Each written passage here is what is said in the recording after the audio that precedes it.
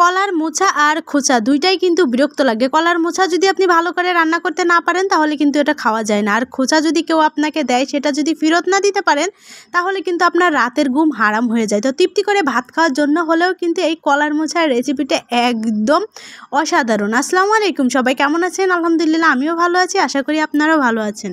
মায়ের আবদারে কলার মোচাটা রান্না করতেছি। ছোটোবেলায় নাকি খুব কলার মোচা খেয়েছে, আমি জীবনের ফার্স্ট টাইম এই কলার মোচা খাচ্ছি।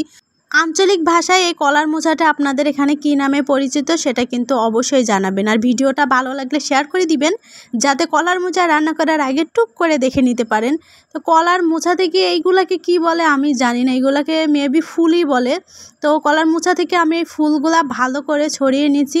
জীবনে প্রথমবার রান্না করতেছি আর খাচ্ছি। আর এটার যে উপরে যে একটা ঠোঙা থাকে ওটা ফেলে দিতে হবে, আর এর ভিতরে একটা শক্ত কাঠির মতো থাকে ওটাও ফেলে দিতে হবে। তো সবগুলাই কিন্তু ফেলাফেলির কাজ হয়ে গেছে। এবার হচ্ছে যেই মোচাটা ভিতরে ছিল ওটাকে আমি এভাবে কুচি কুচি করে কেটে নিচ্ছি। দেখেন কতটা সুন্দর লাগতেছে। আর এটা যে খেতে এত বেশি মজা ছিল, আমি যদি না খেতাম তাহলে বুঝতে পারতাম না। এই জন্য তো বলি যে কলার মোচা মানুষ এত খায় কেন। কলার মোচা কিন্তু এই কাঁচা ভর্তা করে খাওয়া যায়, ভর্তাটা কিন্তু খেতে অনেক বেশি মজা লাগে। এরপরে এখানে আমি পর্যাপ্ত পরিমাণে পানি, হলুদ আর নুন দিয়ে এটাকে আমি 2 থেকে 3 মিনিট ভাপ দিয়ে নিব। ভাপ দিয়ে নিলে কলার মোচার একটা কষ থাকে, সেই কষটা কিন্তু বেরিয়ে যাবে, এজন্য এটাকে আমি ভাপ দিয়ে নিলাম।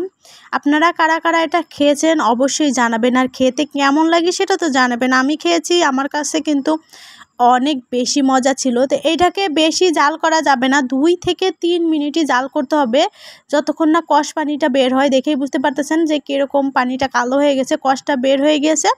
এবার হচ্ছে রান্না করার পালা। এখানে আমি পর্যাপ্ত পরিমাণে সরিষার তেল দিয়ে নিয়েছি, পেঁয়াজ আর রসুন কুচি দিয়ে এটাকে আমি একদমই লাল লাল করে ভেজে নিব। আগেই কিন্তু বলে নিছিলাম যে খোঁচা আর কলার মোচা কিন্তু একই। আপনাকে যদি কেউ খোঁচা মেরে কথা বলে, সেই কথাটা যদি উল্টা জবাব না দিতে পারেন তাহলে কিন্তু আপনার রাতের ঘুম হারাম হয়ে যায়। আর মোচাটাও কিন্তু সেই রকম, যদি ভালো করে রান্না করতে না পারেন তাহলে কিন্তু খেতে এটা একদমই ভালো লাগে না, বাজে লাগে।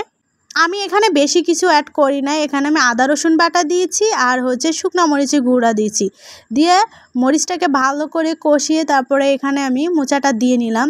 দিয়ে বেশি নাড়াচাড়া করা যাবে না, বেশি নাড়াচাড়া করলে কিন্তু মোচার তিতা লাগে, এজন্য অল্প একটু নাড়াচাড়া করেই এটাকে উঠিয়ে ফেলতে হবে। দেখেন তো কত সুন্দর একটা কালার আসছে, আর দেখেই কিন্তু লোভ লাগতেছে। আর দেখে যেমন লোভনীয়, খেতে কিন্তু অসাধারণ ছিল। রান্নার কালারটা কিন্তু অনেক ভালো আসছে। আর আমার বাসায় সবাই কিন্তু এই কলার মোচা দিয়ে তৃপ্তি করে ভাত খেয়েছে। যারা এখন এটা ট্রাই করেননি তারা কিন্তু একবার হলো ট্রাই করবেন, খেয়ে দেখবেন যে কত বেশি মজা লাগে। একবার খেলে আমার মতো কিন্তু প্রেমে পড়ে যাবেন। আমি জীবনে প্রথমবার খেয়ে প্রেমে পড়েছি, আপনারাও প্রেমে পড়ে যাবেন। সবাই ভালো থাকবেন, নেক্সট ভিডিওতে দেখা হবে। আল্লাহ হাফেজ, বাই বাই।